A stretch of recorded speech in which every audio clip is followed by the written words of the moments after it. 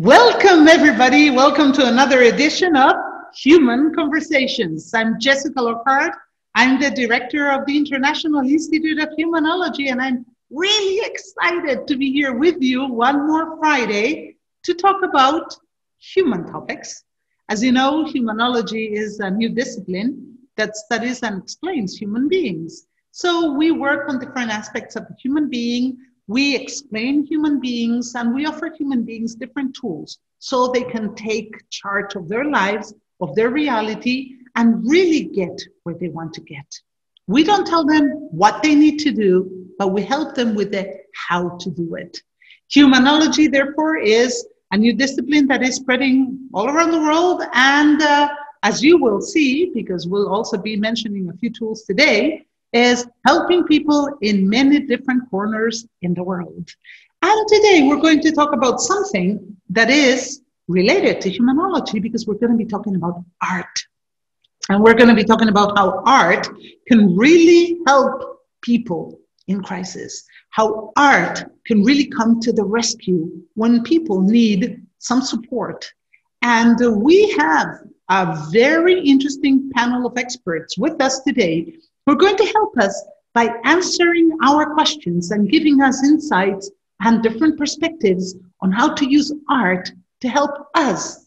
And without further ado, so we don't go any overtime today, I'm just going to start introducing all the speakers that we have today. Let me first start by introducing John Bishop. John Bishop is American. He was born in Texas, if I'm not wrong, in Houston. Although he spent most of his life traveling around the world and actually worked as a librarian for quite a few years in many different countries, such as, for example, let me check my notes, New Mexico, well, he worked in Texas and New Mexico, California, and the US, and then Romania, the Emirates, New Zealand, and Russia, where we happened to meet. We met in Russia a few years back, and I have to tell you that he's a delightful human being, as you will see right now. Not only was he a librarian, but ever since he was in college, he always worked in the field of art. He worked especially in the field of fine art, and he devoted time and effort to photography, to creative writing. He published and illustrated a few books, I think, children's books already, and he is now fully devoted to his art center that he's working on together with his husband. He focuses on connecting, let me read this so I don't make a mistake, John, connecting disparate elements, binding them into new vocabularies, new stories that are both fresh, archetypal, and at the same time, and archetypal at the same time. So John is quite the artist. As you can see, he's multifaceted and he is approaching art from many different perspectives. John, is a huge honor and a great pleasure to have you here today. I just wanted to say thank you. It's a great honor to be here, and I've never sounded so important. Thank you. Oh, wow, that sounds promising, I would say. Let me go to the second guest today, although I'm just introducing everybody. They're neither more important nor less important, of course. This is just because you can see them on the screen. We're going to go to the second John today. Today is going to be tricky and funny because we have two Johns. John Vorhaus. John Vorhaus is also a huge artist. We didn't meet in Russia. We met in Spain quite a few years back when I was working as a simultaneous interpreter, and I had to translate for him. He was making a presentation on one of his key topics, which is script writing, and especially comedy. He was presenting a workshop on how to write comedy, and I was his simultaneous interpreter. But John doesn't only write about script writing, he also writes novels. He writes about poker. He is also, like John Bishop, quite the artist because he does photography, he also does painting, he does everything. John is currently living in California, but he's traveled all around the world teaching and helping other human beings understand more about all the different types of art he works in. Am I right, John? Let's say you are, sure. I was thinking we could resolve the John issue by referring to me, as my friends do, as JV. If you just think of me as JV versus John, then there won't be any confusion. I've been trying for 60-some years to get my mother signed onto that program, but she's still not there. Thank you, JV. We will all do as you ask us to. It will be our pleasure to call you JV. Great. Let's keep on going down on the photographs. I hope you see them in the same order I'm seeing them now. And let's introduce Fu Chen Yong. I hope I pronounced it properly. Fu is also an old friend of mine. He is quite not only an accomplished artist in a completely different style and in a completely different way, but he's also somehow the humanologist because he is an expert in teaching. He's an expert in coaching. He trains and teaches people in many different aspects of life. He uses, and this is his artistic part, rhythm-based learning techniques. When we had the first Global Optimism Summit held in Switzerland, he participated and he enlightened us with a drum activity. And not only that, he's also a professional forest guide. So he offered our participants a forest bath that I can guarantee no one forgot. Everybody's still talking about that. And it happened 2-3 years ago. Fu, welcome all the way from Malaysia. It's a great pleasure to have you here. Thank you, Jessica. It's really an honor. And it was great to see you again. And thank you for inviting me. And wow, it sounds so special. Thank you. But it's the truth, guys. You all say, whoa, whoa, whoa. But it's the truth. I'm not making anything up. Everything I said is fact, okay? It's not invented, it's pure fact. Let's introduce the fourth speaker, who happens to be a member of our institute. As you know, these panels, Human Conversations, always have a member of our staff, a member of our institute, participating and contributing with the humanological perspective on whatever human topic we're addressing. Because, well, after all, this is the International Institute of Humanology, and we always want to give you our perspective. So let me introduce our creative director. Of course, he had to be here, being the creative director of the Institute. He has been an artist his whole life. He is always creating. He creates all of the artistic work you see for the Institute. And he is also a person who sings, composes, performs. He's been in professional and amateur theater plays in many different countries in the world. He's also multinational and multilinguistic. He lived in quite a few countries and is now connecting from Panama. So let me introduce James S.O.U.L to you. James, hello and welcome. Hi, Jessica. Thank you for having me. It's always a pleasure, like always. And hi, everyone who's watching.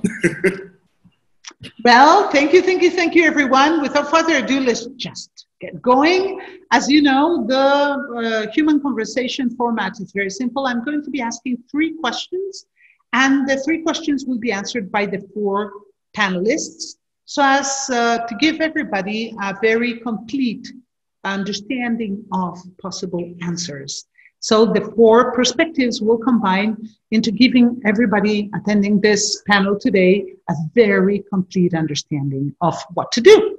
So the first question that I have for you, everybody here today is as follows. Art has always been one of the places to go for people in crisis. Today, there are many ways in which art can be used for therapy, help, or inspiration. And we could talk about many different types of art therapy and other uses. So what would you say could help those people in your type of art? How can they use the type of art you do? And what can they do to get there? So why don't we ask Fu to be the first to answer this one question? Please, Fu. Yeah, okay, thank you, Jessica. Well, I'm going to approach it because there's two things that I think is very interesting in what I do. One you mentioned already is the drumming. And I'm not a professional musician. I just know how to play drums and percussion. I know the basic rhythms and the basic beats. And I'm trained to facilitate drumming, what we call drum circles, where we have an inclusive drum play, right? Everybody have drums and percussion. We get the group together and we play together. Yeah. So it's not a performance art, but I would say it's it's an art that brings people together. You know, it's an art form using drums as a form to connect with people. So the drumming is so basic in all of us. I think that's why it's so powerful. That's why it's so easy to connect to. It's very basal in that sense that it's innate almost, you know, yeah. What do you think is the most, you know, in terms of rhythm, what do you think, why do we connect with rhythm so easily? One of the things is because we have a built-in rhythm machine. Do you know what that is? In us, what is our rhythm machine? Our heart. Our heart is a rhythm machine. It beats, right? It beats with a tempo. It's slower when you are calm or when you are sad, and it's faster when you're happy and excited, right? So your heart is your most important rhythm machine, and that's why we connect to rhythm so easily, and that's why it's so important to use rhythm as a form for connecting, right? So you can use rhythm for connecting communities. You can use rhythm for therapy, and over the centuries, you know, rhythm has always been there.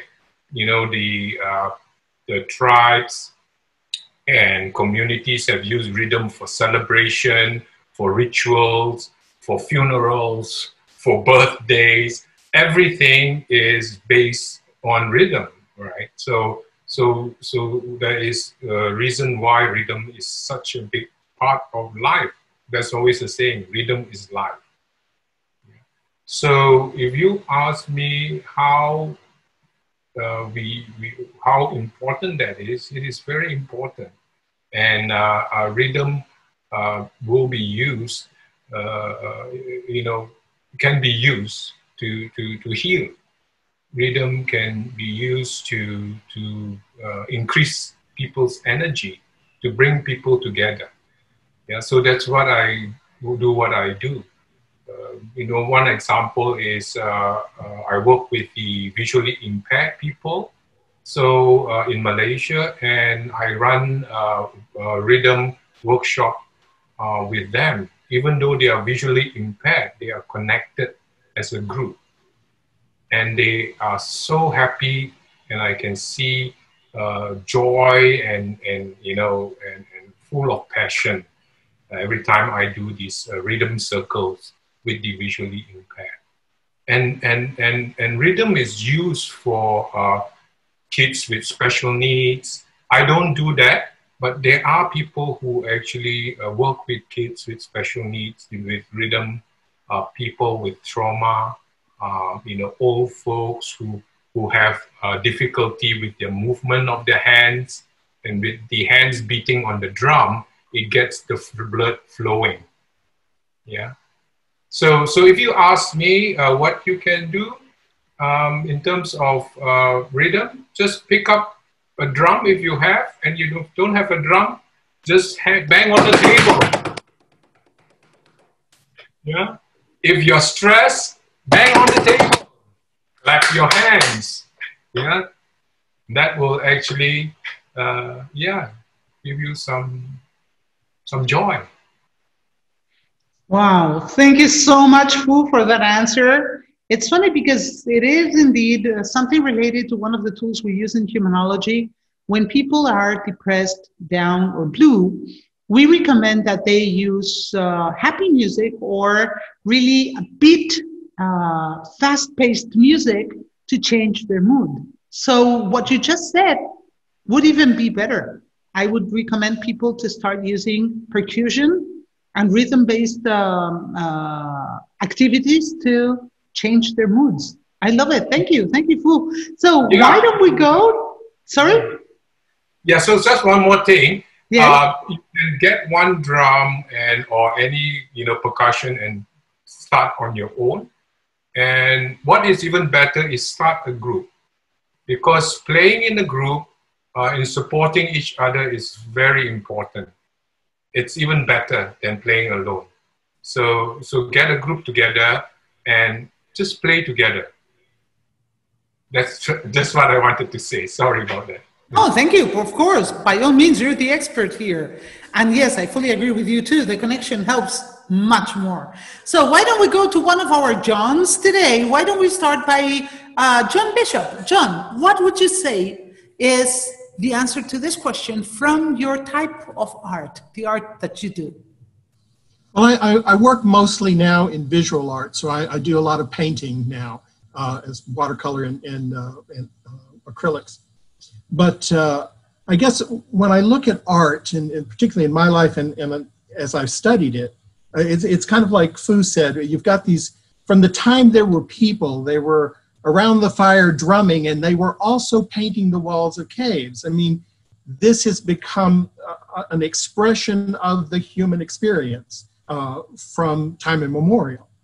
And to me, and it also building off of what Fu just said, the idea that you can not only appreciate art, learn from art, be inspired by what you see, and then give you a germ of an idea that flourishes in your own way, but you can also participate. You can also get in there and do it. And those things are slightly different and may feed one another. I find that I particularly like to work in abstraction because there is no clear definition for the art that I'm creating. It means something to me, it means something different to you, and that's fair. If I'm painting a girl, then I instantly start to tell a story. I need to know if that's a young girl, is she a pretty girl, is she a happy girl, is she poor, is she sad? I start to infuse that art with all of those qualifications. And I do that when I write stories, obviously, as well, in creative writing. When I paint abstractly, I have a completely nonverbal kind of alphabet, a different way of communicating that may speak to me subconsciously. I may not know why I like it. I may not know why it disturbs me. And the people who view it would have their own reactions to that as well. So there's a great benefit in being surrounded by and living in a world filled with art. And there's another great benefit in being artistic, in creating things as people. And so that's kind of the baseline of what I think is so important about art as people. Thank you, John. I couldn't understand more. I couldn't agree more. I fully, completely, totally agree with you. We're human beings, and art is part of what we are. And yes, it is true that certain animals do art, like, for example, birds sing, but we don't know how conscious they are that they're actually making art. So I would say that in a sense, this is a human, unique trait. But let's see what JV has to say about this too. JV, the floor is yours. Thank you.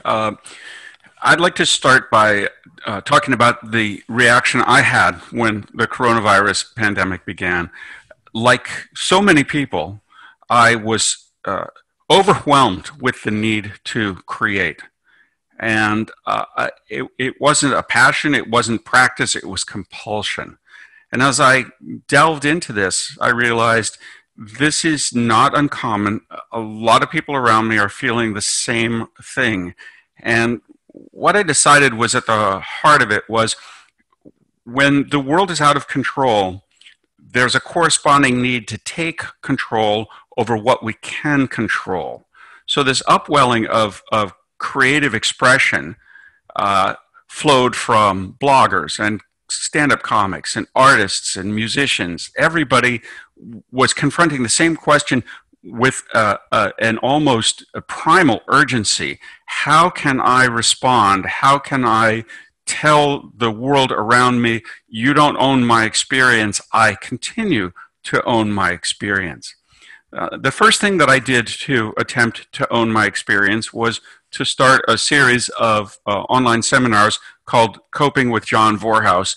I realize in retrospect I could have picked a better title for it, but during this series of seminars I surfaced these issues and talked with people all around the world about this very same feeling, this desire, this compulsive need to create. And what I took away from it, what I quickly came to understand was that paired with the tremendous urgent need to create was a tremendous overwhelming fear of failure. That the urge to create in response to coronavirus would fall short. A lot of people expressed it in terms of, I don't want to waste this time. I don't want to waste this opportunity. And partly they meant the opportunity of time because they were in quarantine and they had hours to fill.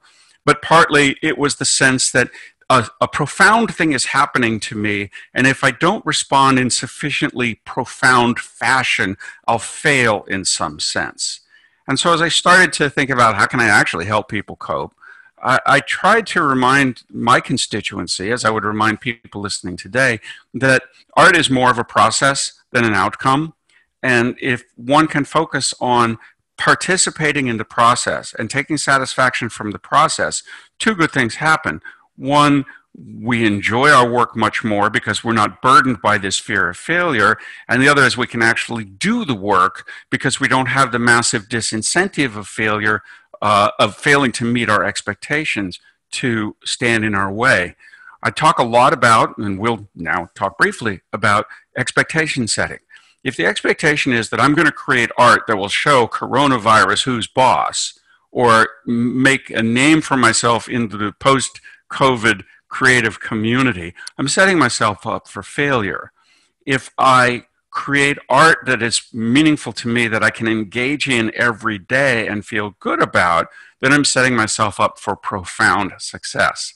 Ministering to myself, as I always do, in the middle of April, I found myself saying, I have too much time on my hands, and I don't have proper focus. I haven't achieved what I'm telling other people to achieve, which is find art that can be self-satisfying within itself and doesn't need to win the world, so to speak.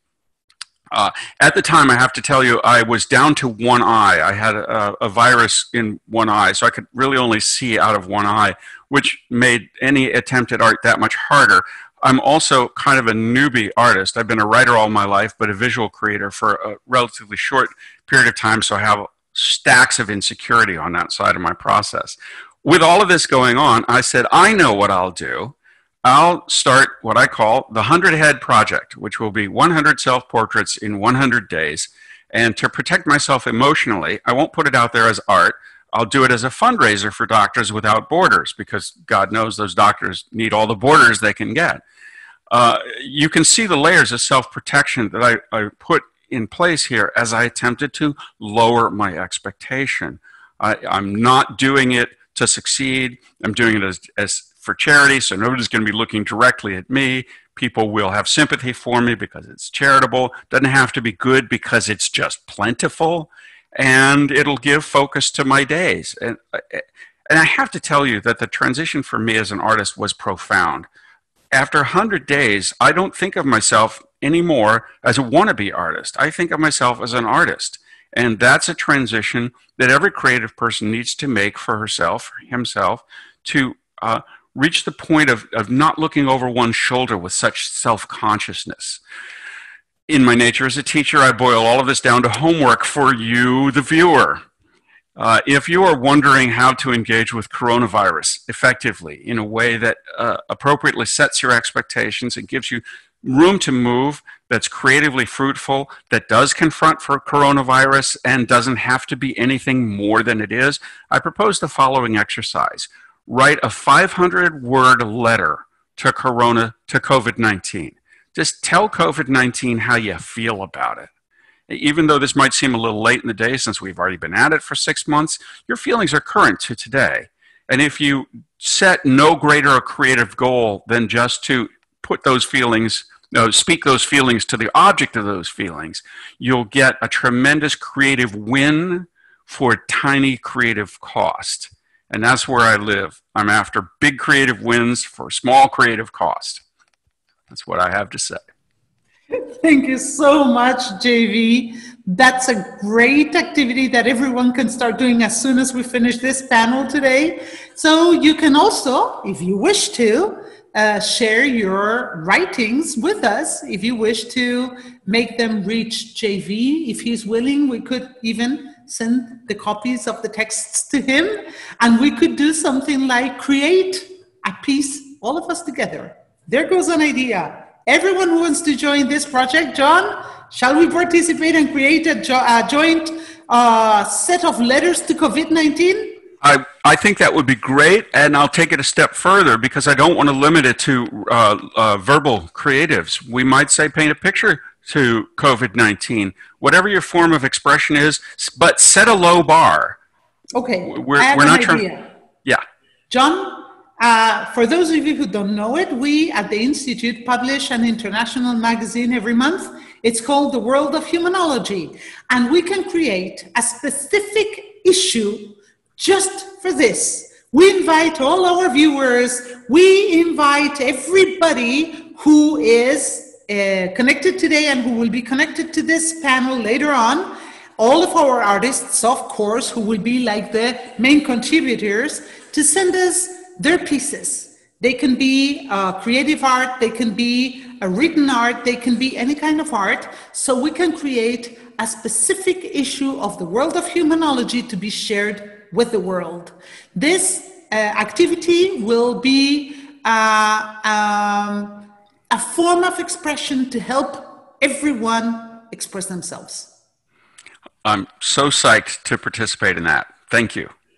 We invite all the panelists, of course. We will send and publish all the information later on. Now let's move on with the panel. As you can see, this is a live panel. This is what came up right now. And we are just playing it by ear and heart. Let's move on to the last of the four panelists for this question. Please, James, what would you like to say in response to our question? First of all, I'd like to say that I really enjoyed the answers of all the other panelists. I thought that the answers themselves were very creative, and I hadn't thought of those things actually, so I'll be applying them myself. So first of all, thank you for that. And then secondly, what I would like to say is a little bit of what all the other panelists have been saying, that with art, anybody can do art right now. And yes, we have seen that a lot of people are trying to create things right now because we are in uneasy times, if we could put it that way. You know, we don't know what's going to happen next. We don't even know what's going to happen tomorrow. So I feel that there's that need to create, like JV said. I also think, though, that art is a safe place for a lot of people. It helps give you strength, it helps give you energy, it helps you enter a state of flow sometimes, which I will later on explain. It helps you with so many different things personally, and then also externally. It helps you connect with others, like they said. It helps you communicate. It helps you have a voice. It helps you be able to understand things that maybe we might not be able to understand with words or by reading it in a text. it helps with so many different things that's the beauty of art. It has a use for everyone. Art exists in every single thing. You know, even, for example, we think mathematics. For example, a lot of people think, oh, those are numbers. That's very logical thinking. But there's also creativity to it, because people have to create those formulas. They have to question those different theorems and advance and constantly try and think outside of the box, which is exactly what art is. So if we follow that logic, you can see that even in maths, there's art. So if we know that there's art in everything, then art can be used for everyone. Everyone can benefit from it in different ways, but it's beneficial. So what I would suggest to the people who are listening to us is, don't limit yourself to thinking that art is, you know, the theater, the art by drawing, or photography, or things that we traditionally classify as art. Art is everything. And I encourage you to explore the things that you like and try and analyze them to see if there's actually art in that, because you might be making art without even realizing it. And if you find that you are making art, use it, learn from it, try and see if you can make it even better. You can grow that form of art expression that you're doing. Try and see if there's other people that do things like that with you. Try and connect with others based through that art. It's not just about creating or trying to do things. There's also an aspect of the social side to it. There's an entire huge community of different individuals that are wanting to talk about these things, that want to connect with each other and share ideas. So look for those people, because we're stuck at home. Well, not everyone's stuck at home, but we are. So, hey, why not? So that's just a little thing I wanted to say. And the flow I will explain in the next questions, because there's a few questions and I don't want to keep talking. Thank you so much, James. Yes, connecting is another important part of art. And the proposal that we made a few minutes ago will also help us in that sense. Let's move on, because we have 2 more questions to cover and time is running. The second question that I would like to ask today is, art is sometimes invisible in spite of it being all around us. Why is it important to notice it, and how can it be used better? JV, you go first this time. Geez, I was hoping you'd let somebody else go first so I could learn from what they said, and then I could just say, yeah, I agree with them. I have to bring it back inside. The visibility of art that matters is the visibility that the art has to the self. Let me see if I can put it in these terms. I mentioned that I'm a longtime writer, but a fairly newbie artist.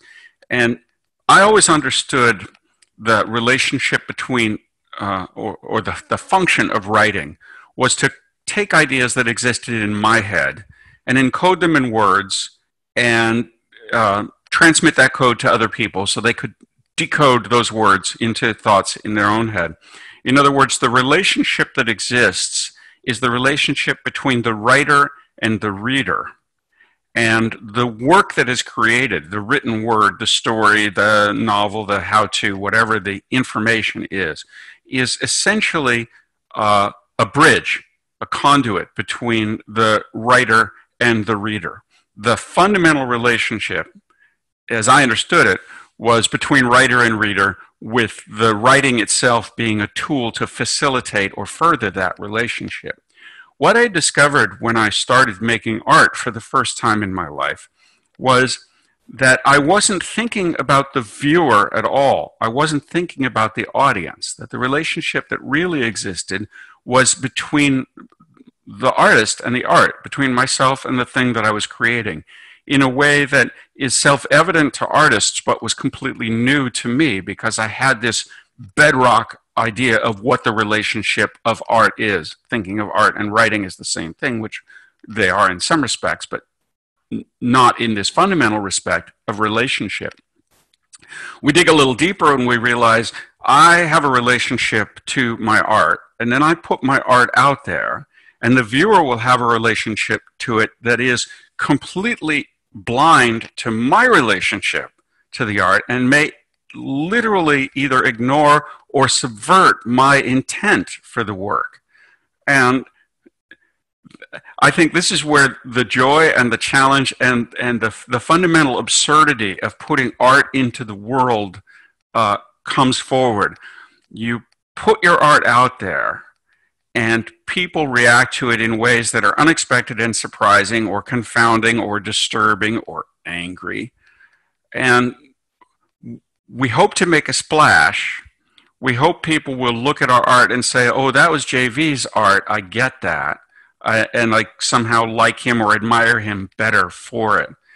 But I think art is pure and it works better, costs less emotionally when it doesn't look past the work and into the unknown realm of people's response to the work. So, if I may do what I do, which is try to reduce complex concepts to trivial one-liners, I would put it this way. If you're trying to figure out what to do with your art to make it part of the world, again, in terms of setting expectations that are appropriate to the task at hand, here's what I suggest. Throw it out the window and see if it lands. That's all you have to do. Just throw it out the window and see if it lands. Thank you, JV, for that, once again, very complete answer. Why don't we ask Fu, who is there connecting now, to answer the question now for us. Please, Fu. Yeah, thank you, Jessica. Yeah, James was saying that art is everywhere. And it is indeed true. You know, art is everywhere.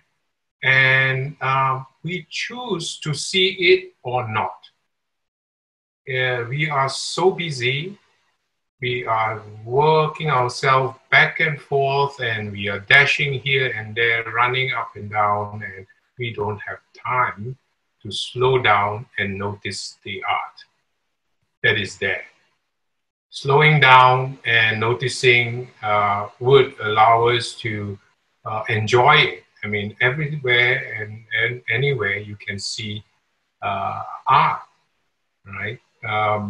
You know, the Japanese have this thing called wabi-sabi, and it means the imperfect, the impermanent, and the incomplete. So they see the beauty in being imperfect, impermanent, and incomplete.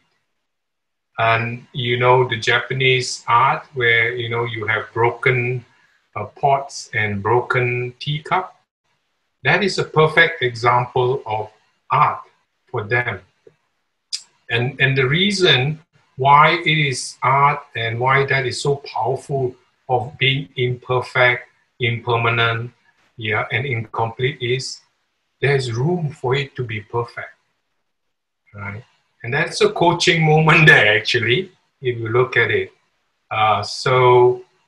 Do not discount things that may be, you know, ugly, but it's art. It's also, you can find something interesting, something mysterious about, you know, something like that. And nature is a perfect, and that's why I want to lead on to nature and the thing that I do in nature therapy and nature bathing, forest bathing. And that's where nature is a perfect example where art is everywhere. You know, from the trees, from the rocks, and from anything that is in the forest, it's art. It's Mother Nature showing her power in creating art. And she is the biggest artist of all time. So, you know, what can we do? You know, how can we use it better? I guess we have to slow down, yeah, and go to the forest if you can, and slow down, and just not dash to the forest. Slow down and look for the art. Look for wabi-sabi. Savor that moment, yeah. Not just visually. You can enjoy it with all your 5 senses, right? Because our 5 senses are numb in this world of us, in this modern world. We should go back to the forest where we can really tune into our 5 senses of our hearing, our smell, our sight, our taste, and touch. Touch the texture of the tree and see, maybe that's art there. See the art, hear the art, and savor. Thank you. Well, thank you for that, Fu. I would even like to propose that nature is wabi-sabi itself, because nature is art, as you said, but it's also imperfect because it's in constant change. It's impermanent and it's incomplete because the singing of a bird is never finished. And the flowing noise of a stream is constant, impermanent, and incomplete. So in that sense, I agree with you. Let's wabi-sabi nature too. I invite everyone to wabi-sabi nature. Thank you, Fu, for that fantastic inspiration. John Bishop, John, would you like to answer the question, please? You bet. Let me first off by say, yeah, I like what they said, kind of to build off of JV. One of the things that occurred to me with this question is there's a training involved, right? That there's so much of art in the world, even in nature, whether you're in a museum, that you just walk by and not notice. And there's a what is it, Meinhof effect, the idea that there's a repetition when you buy a Ford truck. All of a sudden, all you see on the road is Ford trucks, and you never noticed them before. They've always been there, but you were not tuned to them. And so to constantly notice art around you, wherever you are, builds a certain muscle, right? And makes you more attuned to noticing. So I think there's a benefit in that.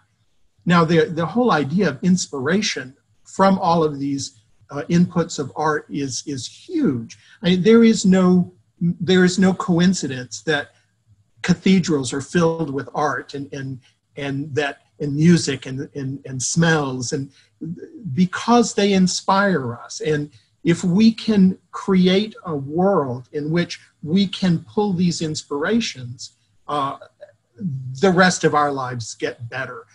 Whether it's in our creating art, appreciating art, doing our daily jobs, whatever they may be, it brings us an attentiveness to the world around us that you don't get if you're not trying. And it becomes easier and easier with practice. And I think that particularly if you're looking at art as a therapeutic method, if you're looking for art to help you create some sort of cure in your life for whatever ails you, that taking that medicine regularly helps. To create this relationship with art around you only can benefit you as a person and as an artist. Thank you so much, John. It's funny because you were talking about this Ford truck, and there is something that neurologists and surgeons discovered that they called the reticular activating system. That seems to be the part of the brain that helps us identify and focus on those specific patterns that repeat in life. That's the reason why our consciousness focuses on certain aspects of reality instead of others at certain times. So there's even a scientific answer to what you proposed, John. And it's this SARS or this RAS system that scientists are so thrilled about these last years. Just to add that little grain of information to what you said. Thank you, John. James, you're the last to go. What would you say as an answer to this question? Well, the first thing I would like to say is that the reason that art is so important for us and why there's that need to notice it is that art is the fuel of the soul. It is what makes us be alive. It is what makes us appreciate things and be able to find beauty when we think that there is none. Art is what helps us create, imagine, think outside of the box. It helps us grow. Look at technology, for example. Technology is exactly that. Where were we 40 years ago compared to now? That's because people allowed themselves to notice art, to notice creativity, and allow themselves to think, okay, we can create more. Our imagination isn't the limit. It's what we do with our imagination. So art is the fuel of the soul. Without it, we would end up getting to a halt and we wouldn't be able to keep advancing because, like we previously said, art exists in everything. Without art, how can the rest exist? So that's the first thing I wanted to say. It's extremely important because it is the fuel for our souls.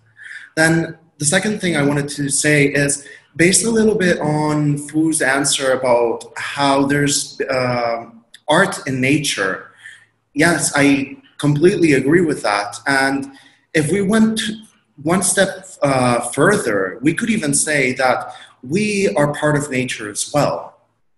The same way a plant grows within nature and it's perfect just as it is, or imperfect being perfect, as we just mentioned, we are exactly the same. And what does a plant need? It needs to be nurtured. It needs to have space to grow. It needs to be able to adapt. We are exactly like that. We have to nurture ourselves. And art is one of those forms of nurture. If we allow ourselves to see art, be completely surrounded by it, you know, where we immerse ourselves completely into an art form, we are giving ourselves that nutrition. We are helping ourselves grow into those beautiful plants that we can become. So that's why it's so important to notice it and actually allow ourselves to consciously think, this exists. Let me appreciate it. Let me be thankful for it. Let me celebrate it. So that's what I wanted to say. Thank you so much, James, for that answer. Yes, I think we are all a piece of art, all of us. Look at yourselves there on the little screens.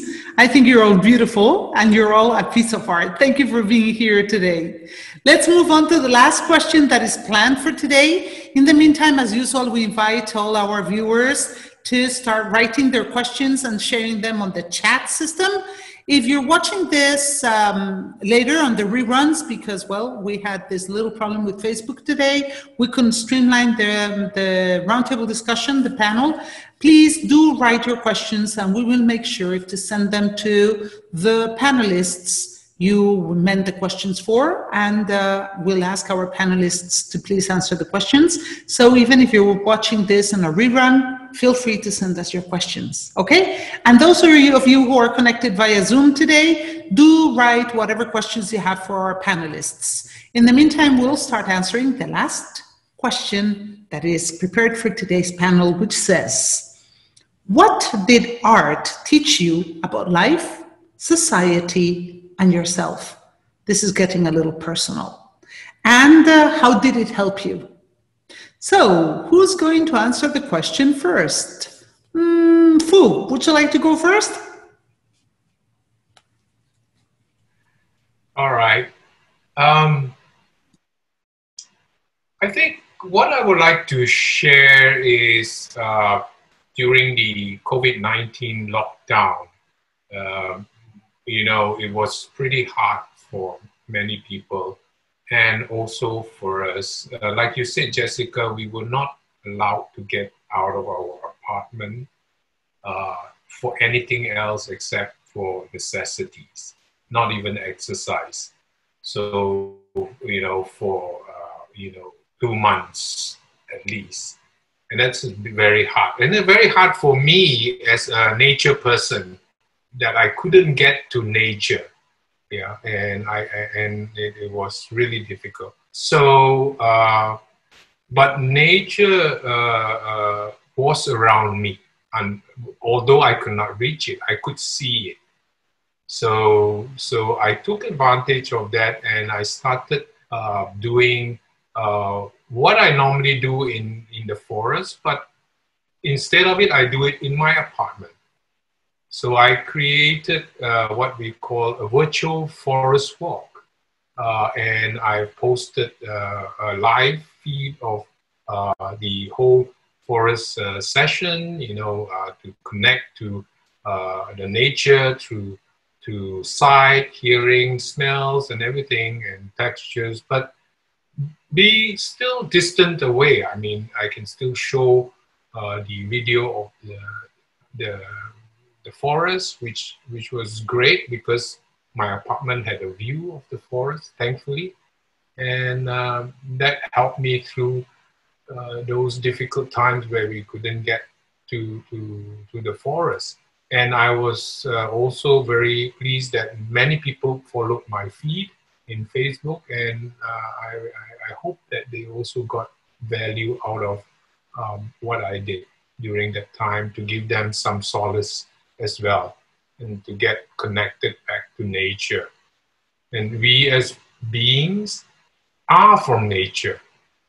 We have an innate connection with nature. It's just that because of the modern world, we are cut off. But as soon as we are back in nature, we feel that we are home. So what art will teach about life and what nature teach about life is that it's there for us. It's there for us to be, to use it, to heal ourselves, to make us more happy, to get us more curious, to learn from it, and life, society, and everyone can and should take advantage of that. And nature is everywhere, and it's accessible anytime, 24/7. Thank you. Thank you, Fu. And I think this links in very well with what James said before. Human beings are also part of nature.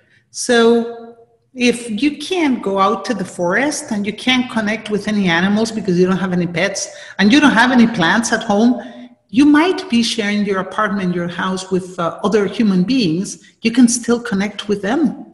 And you can still create that natural connection with other human beings, I suppose. So let's move on. Let's go to John Bishop. And would you like to answer the question, John?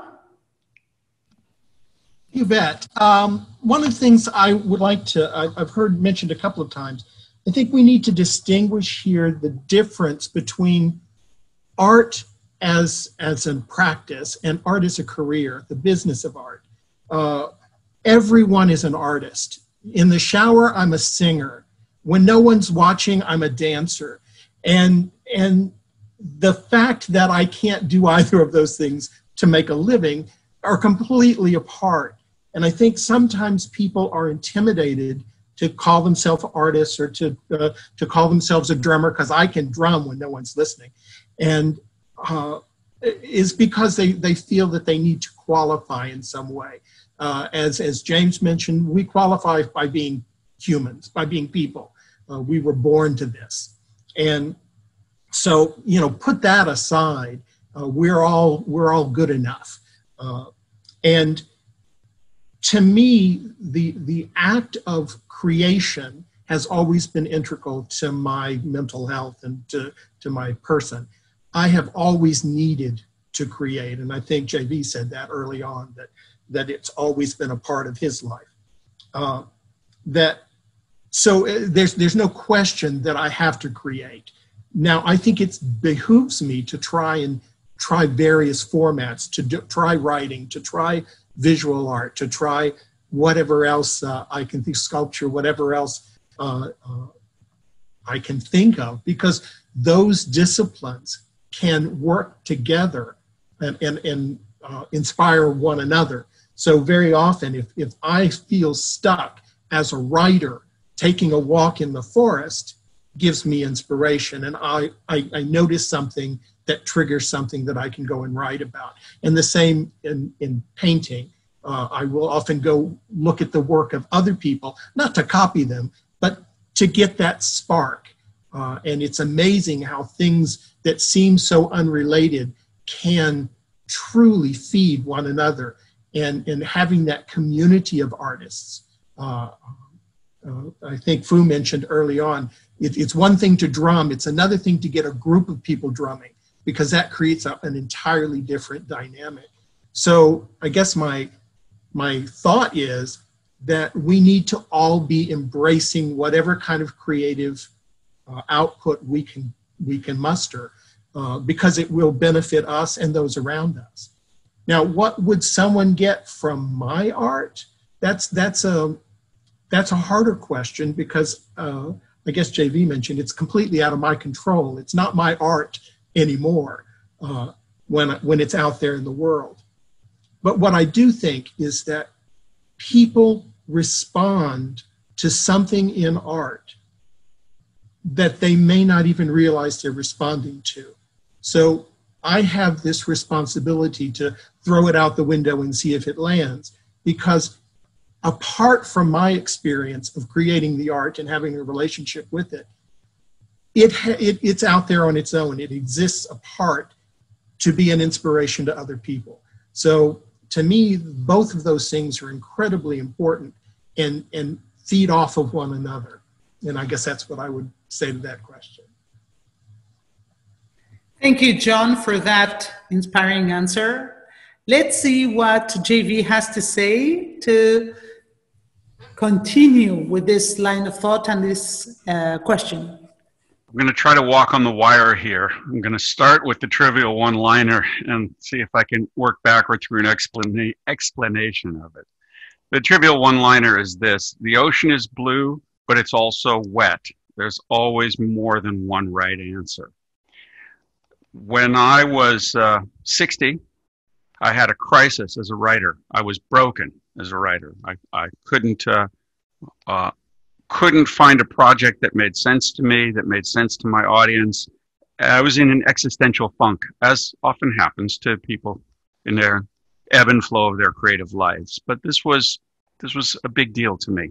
It so happens that at the very same time, I had a surgery on my shoulder and could only operate with one hand. That's my wrong hand.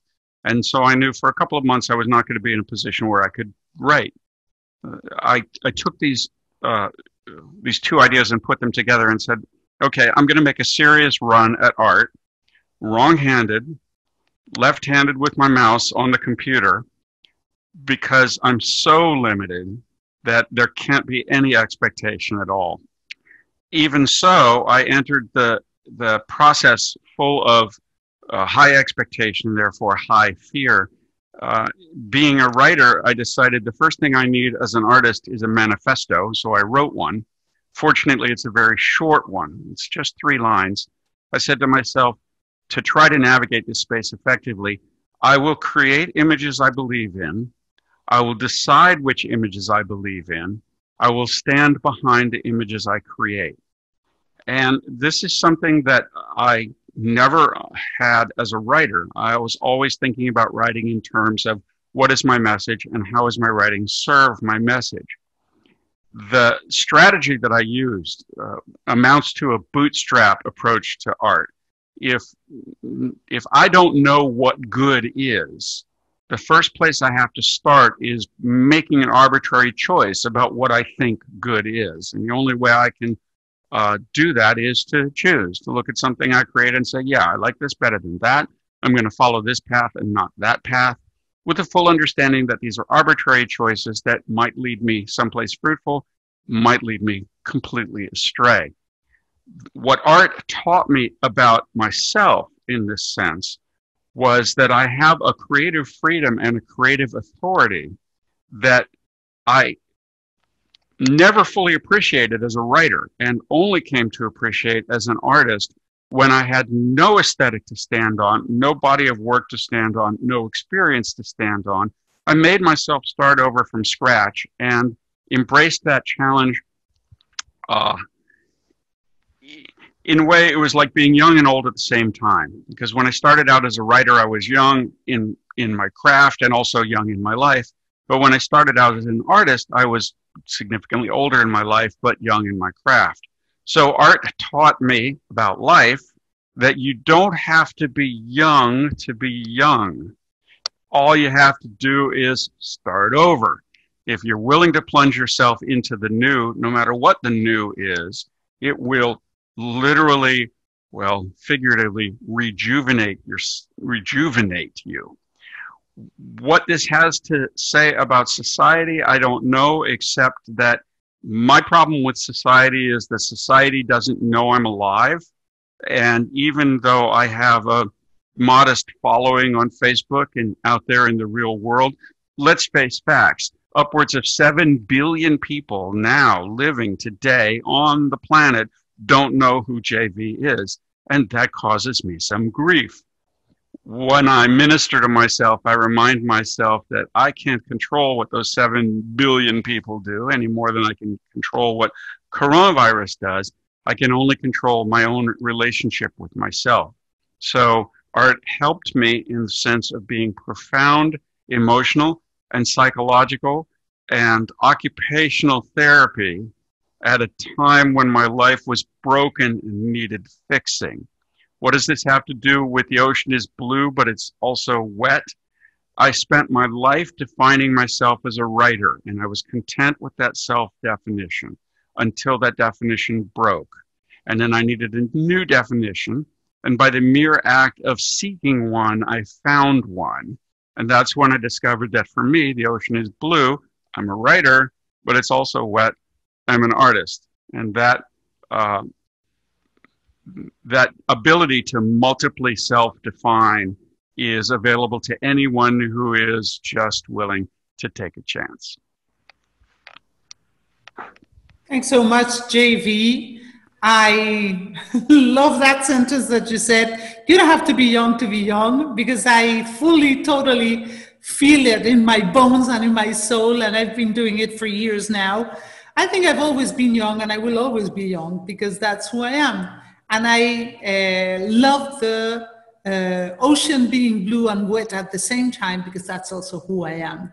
I think every human being can find an echo in your words, every human being. Thank you. James, would you like to close this set of 3 questions with your own answer? Of course, it would be my pleasure. So I have a little bit of a longer answer. I hope that's okay. There's 5 things that art has taught me about life and society and myself in general. And I wanted to say each one of those 5 ones, though, well, here goes. The first one that I wanted to say is that art has taught me to be an optimist. It's within art, like they just said, there's no right or wrong way of doing things. There's just a way of doing things. And part of that journey that you enter when you start doing art is allowing yourself to know that it's okay if other people don't like your art, or they don't see it the way that you do, or it just doesn't flow with them. You know, it's also the fact that we live in a world of 7 billion people, like they said, and each one of those persons has a different opinion, has a different worldview, has a different set of beliefs, everything. And art is completely subjective. It is based on a personal opinion, based on what that upbringing of that person has had. And when one knows this and accepts it and just does art for the sake of doing art, not for an audience, not for an expose, just for yourself, you start to realize that art becomes a pleasure because you're optimistic about it. You don't like your piece of art, well, you chuck it out and you start again. Like they said, you get back up. You keep going, which in the International Institute of Humanology, we explain that an optimist is not a person who's 100% of the time happy. In reality, it's a person who never gives up, who when you find an obstacle, you find a million different ways of overcoming that obstacle. And if those million ways don't work, you find 1,000,001. You keep going. And that's part of art. Art has taught me to keep going, to brush myself off. Okay, and if I have to cry for a bit, I'll cry for a bit, but then I'll get back up and I'll keep going. And thanks to art, I'm an optimist, which I think is amazing. The second thing that I wanted to say is that it has taught me to celebrate myself. Each person is completely different, and we often compare ourselves to others, wishing that we were more thin, more athletic, more intelligent, more successful, more this and that. But thanks to art, and like we said, there's so many different types of art, and there's no right way. It's taught me to accept myself just for who I am, and not only accept myself, but celebrate myself, because it's those things that I have that are different from others that make me unique and make me who I am. And like we mentioned before, we are art as well. We are nature. We are part of that. So I am my own portrait. I am my own canvas. I am my art. So I must celebrate myself. I must accept myself and try and grow to become the person that I know that I can be. And that's thanks to art as well. The third thing that it's taught me is to be accepting of others. Like we said, there's different opinions within art. There's so many different art forms. You know, you have cubism, you have abstract form, you have hyperrealism, and these are just a few. You have endless amounts of art, and constantly new forms of art are being created. So if we apply that to how we interact with each other, how we view society, and how we try and just behave in our day-to-day lives, we can learn to be accepting that each person's different, that we may have different beliefs, different upbringings, and that's okay. It's thanks to those differences that we all advance, that we are able to create more things. So it's helped me become more accepting of that. I'm very open-minded in that sense. I never question people's traditions or cultures or things like that, because to me it just comes as is. And that's what art taught me. The fourth thing is that it's taught me to be brave and resourceful. Like we mentioned before, part of a reason that many people do art is because they want to showcase it to the world. They want to know the opinion of others. They want to create a reaction on the person that's seeing that art or is experiencing that art form. And that can be very scary, because sometimes not everyone's going to like it. You know, for example, the typical comedian, for example, in a stand-up comedy show that starts their sketch and nobody likes it and they boo that person off the stage. That can be very scary. But when that person gets back up, like we said before, part of being an optimist, they get back up and they keep going, and they're brave and they try again and they modify their sketch and they keep going, that's when they grow, and that's when they are able to do their art form. So art teaches you to be brave, to be resourceful, and use what you have around you to be able to get to your end goal, to where you want to get. And then the final thing, which I actually mentioned right at the beginning of this conversation, is flow.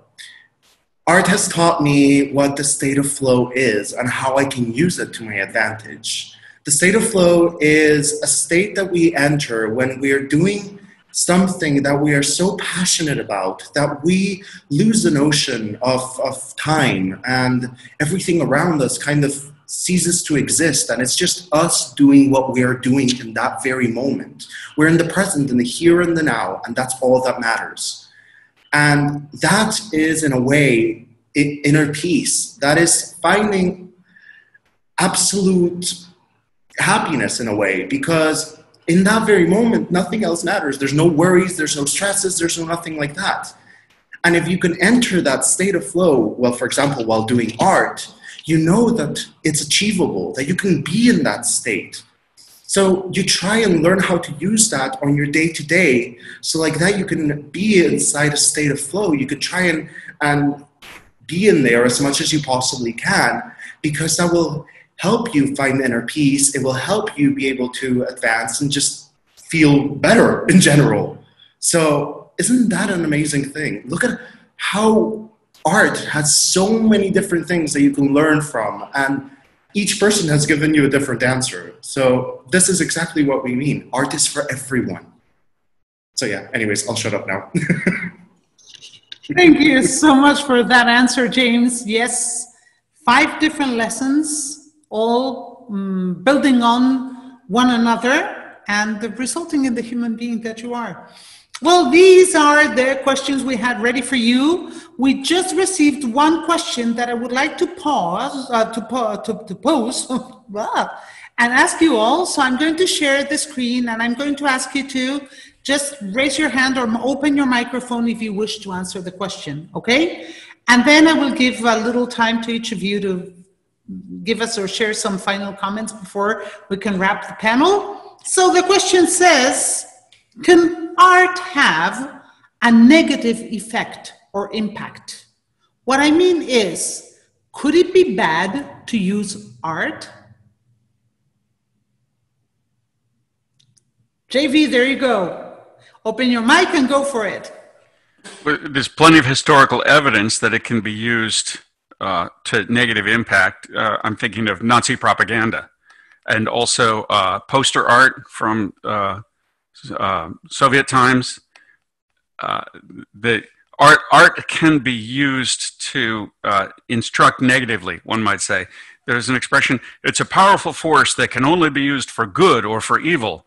And that's kind of self-evident, but the part where art is negative, has a negative impact on the individual, is when the individual is not in flow, as James pointed out, where the art itself is its own expected outcome. But instead, when one is caught up in the gap between where one is and where one thinks one should be, like I'm starting out as an artist and I should be, oh, I know. When I was starting out as a writer, I always thought of myself on talk shows. I thought if I could just be the sort of writer who could get on a late night talk show, then I'd be what I call a made guy. You know, I'd be famous, people would know me, I would have what I wanted. It had a tremendous negative impact on the work I was doing in the moment because it completely took me off the page and out of the work. But it had a longer term negative impact in that it got me hooked on outward validation. My thinking was that the only way I could feel good about myself as a creator is if other people whose opinions I valued looked at me and said, you're valuable as a creator. Part of everyone's life journey is recognizing that validation from without, that's a fool's paradigm. It doesn't work. It just puts you into an addiction condition where no matter how much of that you have, you need more. So in the sense that the practice of art can surface an individual's gap between where they are and where they want to be and invite them to dwell in that yearning negative space, then yes, the practice of art can be negative. But as so much of my esteemed colleagues have pointed out, it's the journey through a million failed outcomes to the successful outcome. It's presence in the flow. It's community with others that are all derived from and all transcend the fear of failure that haunts us early on. So if you want to turn your art from a negative to a positive, don't think about where it's going. Oh boy, I love this. I'm just going to say it. Don't think about where it's going. Think about where it is. Woohoo! Thank you, JV. Go for it, John. Microphone. There you go. Yeah, I did it. Old fingers. Yeah, I would just like to add that, you know, we look at the sublime nature of art and the inspiration and all of that. I don't think art has any obligation to be good, be positive, be, you know, very often art can challenge us, can frighten us. You look at a walk through the forest, it's a beautiful thing, but it's also a place that's filled with death and struggles, and there are things eating things all around you. So that is part of the appreciation of life as it is. I mean, we have to see that not all of life is going to be positive. Anyone who would use art to create some sort of negative effect, you know, you can reject that. That's the freedom that we have. You don't have to like all the art, and you don't have to embrace it. You can pick and choose, and I just wanted to add that. Thank you so much, John. Yes, James? I would actually like to add, there's no positivity without negativity. Both have to exist in order for each other to exist. You know, if everything was good, how would we know when things are bad? We wouldn't be able to tell, because we would have nothing to compare it to. So in order for the good to exist, some bad has to exist as well, in order for us to be able to tell the difference. That's the first thing that I wanted to say. Then I actually wanted to add as well, what is your definition of what's good and what's bad? Each person has a different definition. And to me, I may see a piece of art and I think, wow, this is so inspiring. This is so positive. It has caused me an emotion of happiness of some sort. But for example, JV could be looking at that same artwork and be like, oh my goodness, this is horrifying. You never know. You can have both with the same piece of artwork. So I would first question what your own personal definition of what good and bad is. And then I would add to that if we take an extreme example, like for example, a gun, a lot of people would say guns are bad, and a lot of people would say guns are good. Is the gun itself bad or good, or is it how the gun is used that makes it bad or good?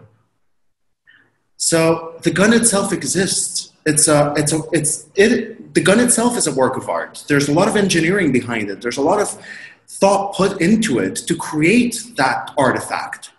But it's how a person chooses to use this artifact that makes it bad or good. So I would say art is the same thing. Art is like a gun. Art exists by itself. Now, how we use art determines whether it's good or bad. So yeah, just that. Thank you, James. Thank you for that answer too. Fu, would you also like to answer just because everybody said something, or do we move on to just have a few comments? Yeah, I'd just like to add on to what James said, because it keeps coming to my mind. In my opinion, art is neutral. It's neutral.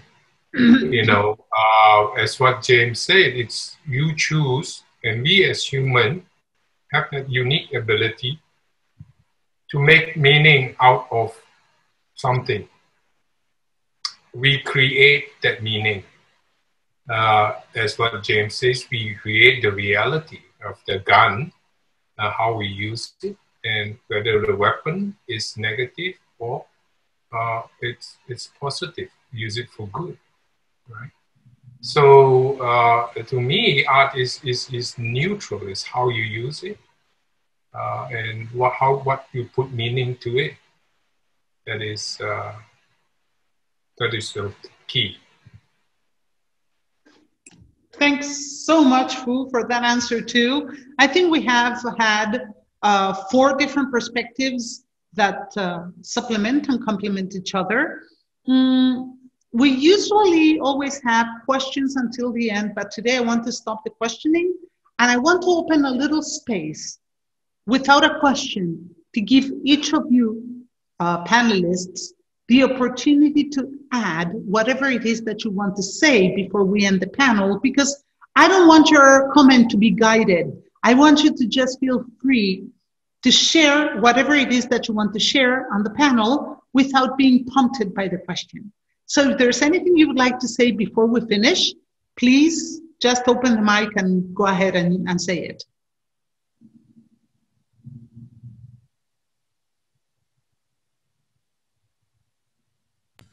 Look at us all jumping for the mic. It's funny because I got a question as you were opening the mic. So if no one wanted to say anything, I would have asked the question. So I'm threatening you with a question. So go for it.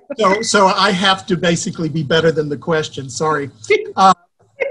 I would just like to say I think this is an amazing opportunity to have a conversation like this with people from all over the world, with all kinds of different experiences and perspectives. But I think it's an incredibly important conversation to have. And I think the more we have it as society, as both in small groups and in large groups, the better off we'll be. So I just thank you and thank the other panelists for really stirring my mind a bit this morning, and look forward to what it will mean in the future. Wow, thanks for that comment, John. Yes, JV? I was determined not to be first that time. I was sitting on my hands. I think people who are watching this video are probably addressing the question, how can I be more me? How can I be more of an artist, more successful, more fulfilled, more accomplished, more remunerated, more happy? The wisdom that was handed to me when I first came to Hollywood was completely disingenuous for a lot of reasons having to do with what Hollywood is, but it still rings true. And that wisdom is this: keep giving them you until you is what they want.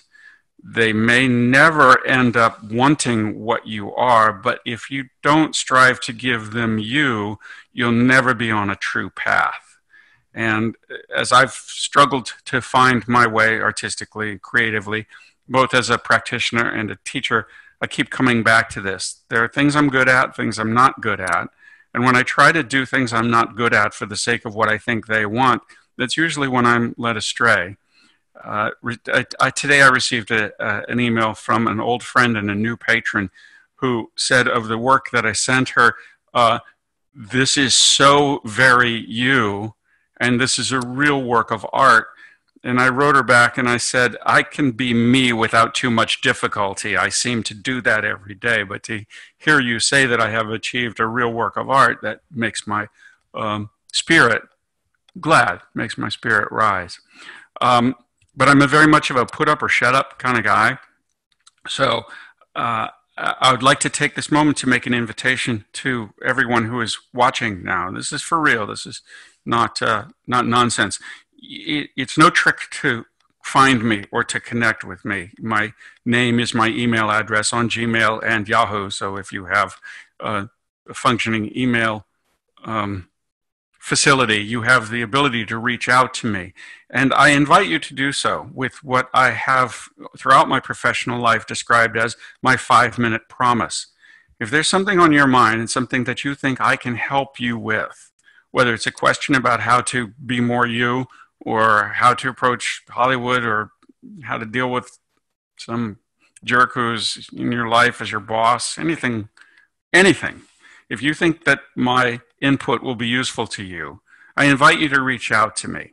And I promise that I will help you to the limit of my capability in any way I can, so long as it doesn't take more than 5 minutes and I don't have to leave my desk. It turns out there's a lot I can accomplish in 5 minutes sitting at my desk. So I invite you, viewer, you listener, you world, reach out to me and I will help you if I can. Thank you so much for that invitation, JV. Remember that a lot of that time is going to be used also for that Hello COVID-19 special issue of the World of Humanology. I even already found a title for it. Okay, anybody else who would like to say something? Okay, nobody wants to say anything? Then, because we have a few minutes left, I will just ask you that quick question that we got before the end of today's panel. The question says, can you imagine a world without art? If so, what can you imagine? Can you imagine a world without art? If so, what can you imagine? Anybody who would like to answer that question? Yes, James? A book comes to mind, actually. 1984 by George Orwell. Every single thing, I don't want to give the entire premise of the book for those who haven't read it. I recommend that you read it because it's actually very interesting. But basically everything is bleak, everything is black and gray and just dull, and everyone's constantly under watch, kind of like Big Brother's watching you kind of thing, where we're all the same. There's no uniqueness, there's no creativity, there's nothing in that sense. Every day is the exact same thing over and over and over and over again from the moment we're born till the moment we die, which I really hope that does not happen because the world would be so boring. So yeah, that. Thank you, James, for that answer. Yes, John. Yeah, I would just posit that if you imagine a world without art, you have just created art by imagining. Wow. Great, John. Thank you. That one, JV, that one was a short one, that like the ones you like, huh? There you go, JV. Yeah, very, very much so. I'm totally stealing that one. It reminded me of the question, can you imagine a world without hypothetical situations?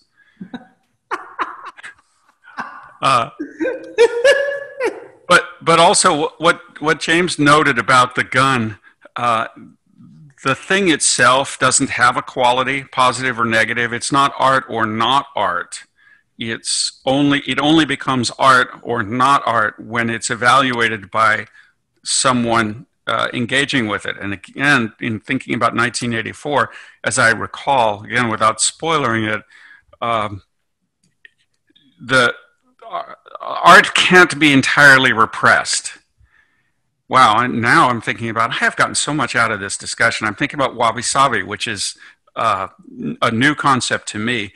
Let's just imagine that if it's true that art is in everything, and art is in the fabric of life and in the fabric of nature, then humanity's best attempt to create a world without art must necessarily fail, because art is in humans as it is in every other part of nature. So the mere act of being in it makes it art. As John so eloquently put it, the minute you imagine a world without art, you're creating art. And I'm stealing that, I promise.